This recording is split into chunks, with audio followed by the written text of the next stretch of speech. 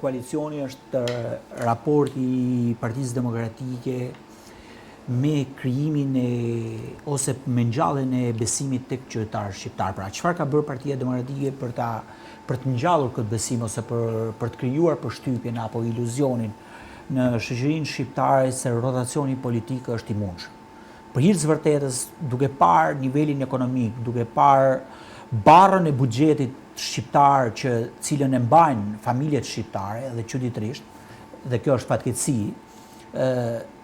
çdo njeri në këtë vend që jeton të paktën ose ka zgjedhur të jetojë në Shqipëri e konsideron si të shenjtë krijimin e kushteve për ta bërë sa më konkret rotacionin politik.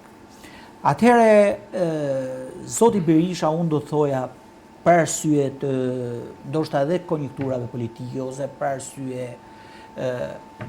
për faktin ku ndodhet, duhet të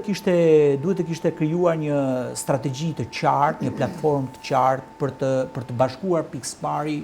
demokratët. Sepse para që të shkojmë te koalicioni kemi një hendek tjetër ku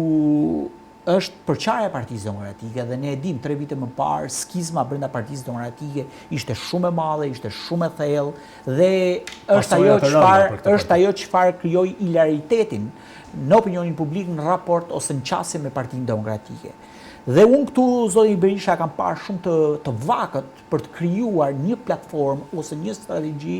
për t'i bashkuar të gjitha këto copat të cilat janë shpërndar, disa me vullnet, disa dhe për qëndruar koherent me qëndrimet e tyre, por ama janë larg Partisë Demokratike, janë larg vulës logos Partisë Demokratike.